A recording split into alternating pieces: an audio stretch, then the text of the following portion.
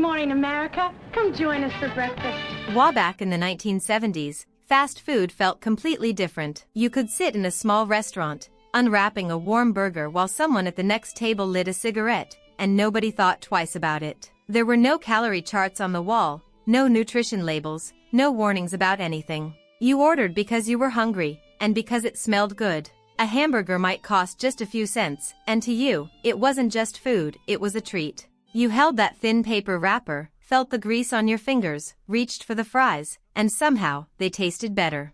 And if you were there, you probably still remember that taste today. By the early 1970s, fast food was starting to spread everywhere. New neighborhoods were growing, highways were getting busier, and those bright signs along the road became impossible to ignore. Places like McDonald's, Burger King, and Kentucky Fried Chicken began opening more locations, sometimes just a short drive from each other. Eating out was no longer something rare. It slowly became part of everyday life. After a long drive, after a school event, or stopping for fast food started to feel normal. But even as it grew, it still felt smaller, simpler, and more personal than it does today. Walking into a fast food restaurant back then felt different. The menu was short and easy to understand. You didn't stand there thinking for minutes while staring at a giant digital board. You looked up, saw a few options, and made your choice in seconds. A burger, fries, and a drink. That was usually it. There weren't endless combinations or complicated meals. And because of that, everything felt faster and easier. You weren't overwhelmed by choices. You just ordered and enjoyed it. At places like McDonald's, the experience was simple but memorable. The burgers came wrapped in thin paper that quickly soaked up the grease, turning slightly see-through in your hands. You could feel the warmth through it before even taking a bite. The fries were hot, salty, and had a flavor that people still talk about today. You sat down with your tray, maybe with family or friends, and just ate. No phones, no distractions, just the moment. And for many people, that's what made it special. One thing that feels almost unbelievable now is how common smoking was inside these places. Small metal ashtrays sat right there on the tables, next to the napkins and ketchup. People would take a bite of their food, then casually light a cigarette, as if it was completely normal. The smell of smoke mixed with the smell of burgers and fries, creating an atmosphere that is hard to imagine today. Back then, nobody questioned it. It was just part of the experience. As the decade went on, another big change started to appear, the drive-thru. At first, it felt modern and exciting. Instead of going inside, you could stay in your car, speak into a small speaker, and place your order. The sound wasn't always clear, and sometimes you had to repeat yourself, but it didn't matter. A paper bag would come through the window, and you were on your way. No apps, no screens, no digital menus. Just a voice, a short wait, and food in your hands. For many teenagers, fast food restaurants also became their first workplace. Getting a job at one of these places was almost a rite of passage. You wore a simple uniform, maybe a paper hat, and worked behind the counter or at the fry station. If you worked with fries, you remember the heat, the smell, and the rush when orders started piling up. It wasn't glamorous, but it was important. It was your first paycheck, your first taste of independence, and something you never really forgot. Not every fast food experience felt the same though. Some places felt more like a night out.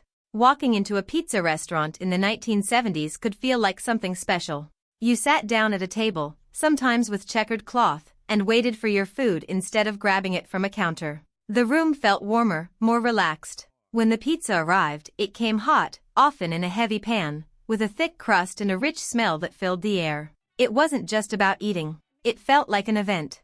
Then there were family meals, especially when it came to fried chicken. Bringing home a big bucket meant dinner was ready. You placed it on the table, opened the lid, and that smell filled the room instantly. Inside were pieces of chicken, sides, and everything you needed. It was simple, but it brought people together. Everyone reached in, sometimes at the same time, each person hoping to grab their favorite piece. Moments like that were small, but they stayed with you. Some places even kept older traditions alive, like drive-in restaurants. Instead of going inside or using a drive-thru, you stayed in your car while someone brought your food out on a tray that hooked onto your window. Drinks came in real glass mugs, cold to the touch, especially on a hot day. You sat there, eating and talking, without rushing. It felt slower, more relaxed, like time wasn't moving as fast. And then there were the prices, something that almost feels unreal today. In many places, a basic hamburger cost just a few coins. A full meal might cost around $1. You didn't think too much about money when ordering. It was affordable, simple, and part of everyday life. Compared to today, where prices keep rising, that difference feels almost shocking. Another major difference was how people thought about food. Back then, there were no discussions about calories, no detailed nutrition labels, no constant reminders about what you should or shouldn't eat. You ordered what you wanted, not what you thought you should choose. And the way food was prepared also played a big role in how it tasted. Fries were often cooked in richer oils, giving them a deeper flavor. Burgers were simpler, less processed, and cooked in a way that made them feel more satisfying. That's one reason so many people say fast food tasted better back then. As the 1970s came to an end, competition between fast food chains started growing. Each brand tried to stand out in its own way.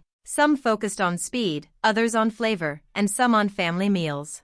Advertisements became more common, and catchy slogans started appearing everywhere. Slowly, fast food began turning into the large system we know today. But here's the part many people don't always think about. Fast food in the 1970s wasn't just about eating quickly.